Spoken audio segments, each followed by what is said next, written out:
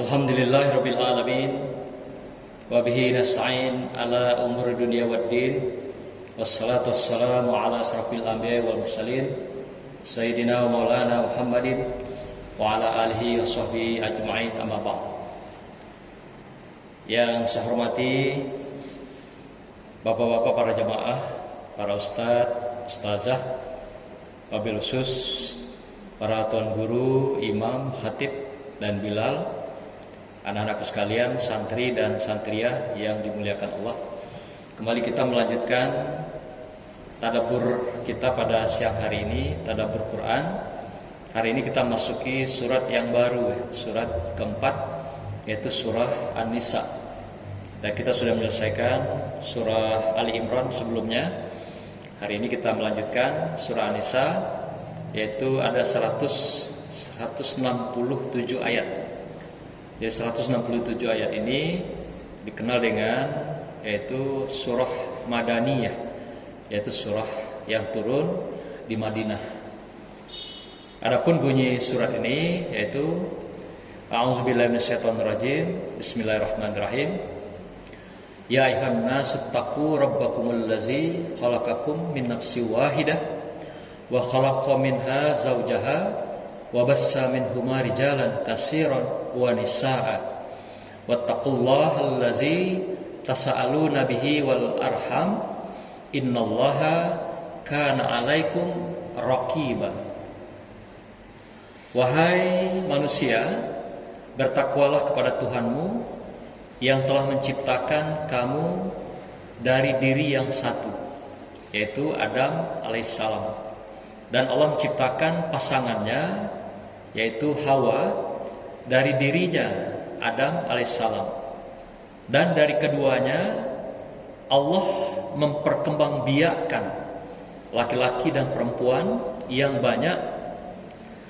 Dan bertakwalah kepada Allah yang dengan namanya kamu saling meminta dan melakukan hubungan kekeluargaan atau silaturahim dengan sesamanya. Sesungguhnya Allah selalu menjaga dan mengawasi kamu. Shadaqallahul azim. Hadirin jamaah yang dimuliakan Allah, dari ayat ini banyak pandangan mufassirin mengatakan ada 5 kandungan yang terdapat dalam ayat ini, sehingga lahirnya ayat ini menciptakan beberapa faktor, yang mana ayat ini juga dikenal dengan An-Nisa'ul Kubro. An-Nisa'ul Kubro itu artinya ayat yang banyak membahas tentang wanita. Atau dikenal dengan An-Nisa'ul Kubro itu wanita yang banyak gitu. Jadi wanita yang besar yang banyak diceritakan di dalam ayat ini. Jadi macam-macam para mufassirin memberikan pemahaman dalam lahirnya ayat ini. Seperti misalnya Quraisy Shihab memberikan ada 5 macam yang terkait di sini. Di antaranya adalah tentang tauhid, hubungan manusia dengan Tuhan. Demikian juga tentang keadilan terhadap wanita. Demikian juga hubungan suami istri, wanita dan laki-laki. Pun begitu juga hubungan dengan keluarga dan anak. Kemudian juga hubungan pernikahan, perkawinan juga ada di sini. Nah, kemudian banyak sekali bicara tentang hukum-hukum yang berkenaan dengan muamalah di dalam kehidupan manusia. Tapi kalau saya melihat dari ayat ini, 2 hal saja sebenarnya yang substansial. Yang pertama adalah hubungan manusia dengan Tuhan, yaitu tentang bagaimana manusia menjaga ketakwaan dan keimanannya. Dan kedua, hubungan kekerabatan silaturahim antara manusia dengan sesama manusia. Inilah yang saya tangkap 2 hal penting dari lahirnya ayat pertama dari surah An-Nisa ini. Nah, namun demikian ada beberapa hal yang bisa kita maknai dalam ayat ini. Yang pertama, Allah menekankan pada kita agar kita betul-betul bertakwa kepada Allah atau Rabbakum. Dalam hal ini, siapa Rabbakum itu? Adalah Allah yang telah menciptakan kamu dari diri yang satu. Jadi artinya Allah di sini menunjukkan dirinya sebagai Sang Khalik yang harus kita Jadikan sembahan kita, pengabdian kita, demikian juga tujuan daripada pengabdian, demikian juga tujuan daripada penghambaan kita. Kenapa? Karena dialah yang telah menciptakan sebagai sang khalik, menciptakan seluruh sang yang dikatakan makhluk. Jadi ada khalik, ada makhluk. Khalik adalah Allah yang menciptakan kita, sedangkan makhluk adalah ciptaannya atau seluruh ciptaannya di muka bumi atau di dunianya Allah. Nah, siapa yang diciptakan pertama kali itu dalam konteks ini adalah Adam alaihissalam, manusia pertama. Manusia pertama yang diciptakan dari tanah. Bagaimana bentuk kejadian sebenarnya diciptakan Adam? Allah tidak katakan itu secara rinci. Tapi bahan-bahan bakunya diciptakan. Unsur tanah itu ada tanah, ada air, ada api, ada angin. Daripada bahan penciptaan Adam alaihissalam. Dan itulah yang menjadi karakter kita. Ada yang sifatnya angin, yang menyejukkan. Ada air, yang mendinginkan. Ada juga api, yang menimbulkan emosi kemarahan dalam diri kita. Ada juga tanah, yang menunjukkan kekerasan hati kita di dalam kehidupan di bumi Allah ini. Atau juga kesombongan. Nah, inilah unsur-unsur yang diciptakan Allah. Dan itu diciptakan ini diceritakan dalam Al-Quran dan hadis-hadis. Tetapi bagaimana proses awalnya, bagaimana Allah menciptakan, itu dirahasiakan. Maka itu dalam surah Al-Insan dikatakan, salah satu fase kehidupan manusia itu tidak diceritakan bagaimana asal-usul yang sebenarnya, tapi dia hanya berikan unsurnya.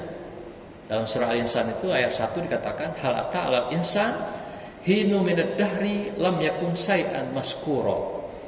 Bukankah telah kamu lalui satu fase kehidupan di mana pada fase itu Allah tidak beritahukan bagaimana asal usulnya. Jadi satu fase yang tidak diketahui oleh manusia. Siapapun tidak bisa, diteliti pun tidak bisa asal usulnya. Sampai Darwin pun mengatakan manusia itu berasal dari kera. Karena dia tidak bisa menjawab bagaimana kejadian sebenarnya itu. Nah, disinilah perlunya beragama itu adanya iman, adanya akal. Iman untuk meyakini proses-proses di luar akal manusia. Tetapi sebaliknya kita juga harus berakal. Artinya kalau tanpa akal menerima agama, kita bagaikan dalam kegelapan. Kalau tanpa iman kita akan beragama fanatik, fanatisme buta.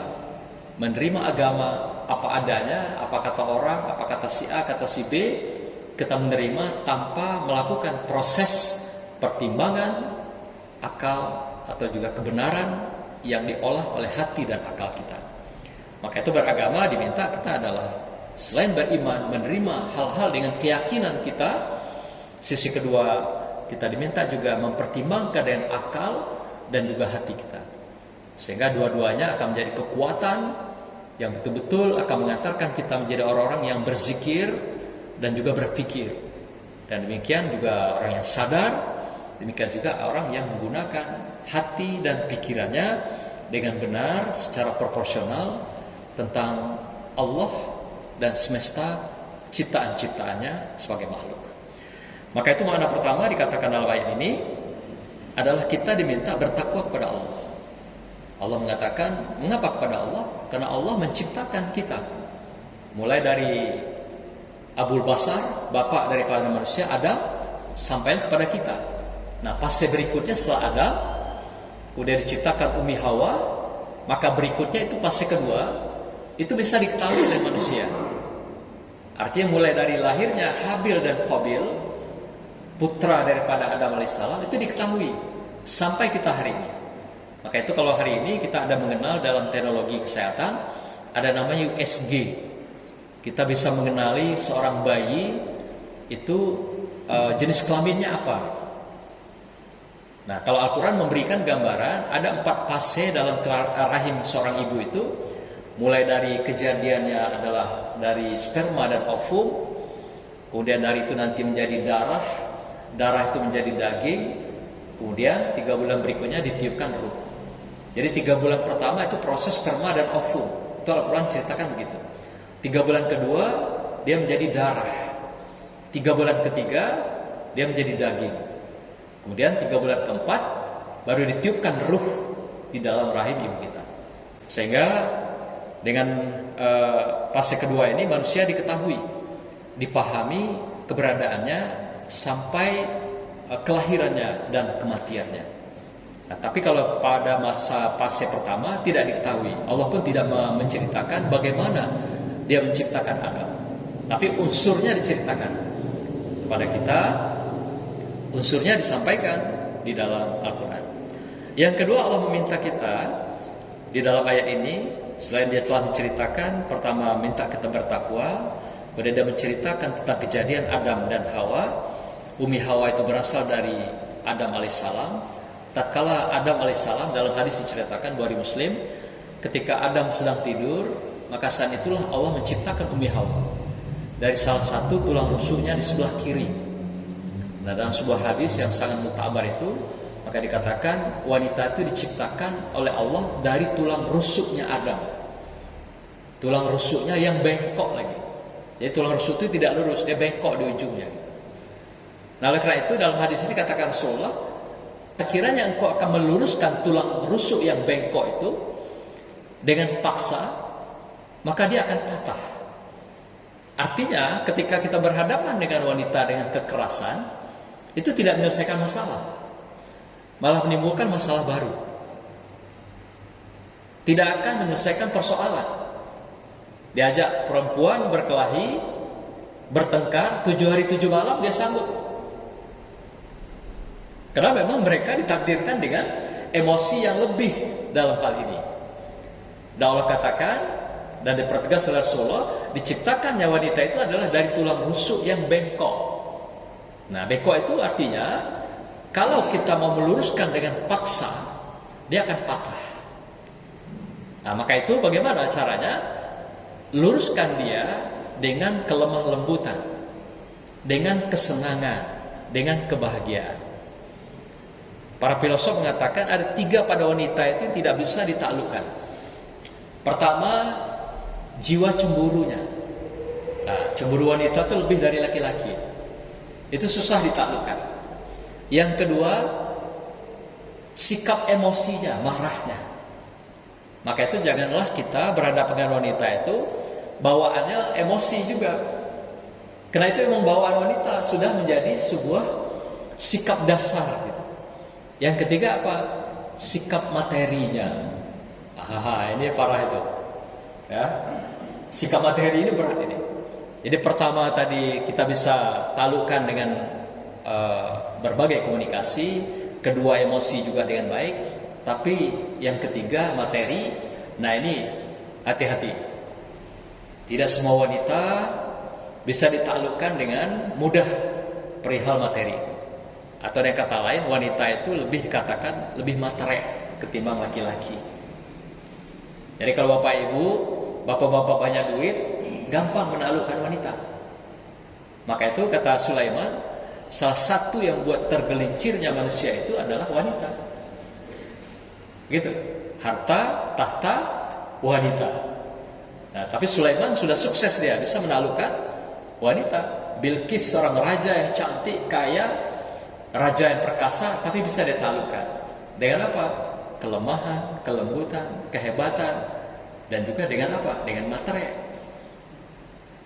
Sulaiman juga punya materi yang luar biasa. Kekuasaannya, kekayaannya, dan juga kehebatannya mengelola jin yang justru bisa dia pindahkan istananya Bilqis dalam waktu yang singkat sebelum Bilqis datang ke tempat Raja Sulaiman.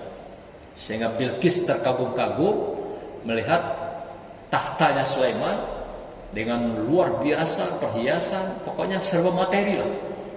Sehingga Bilqis pun bisa takluk dan tunduk dengan Sulaiman alaihissalam. Di samping ketundukan itu juga adalah karena dia juga terpesona dengan ilahiyah, yaitu ketakwaan Sulaiman pada Allah SWT.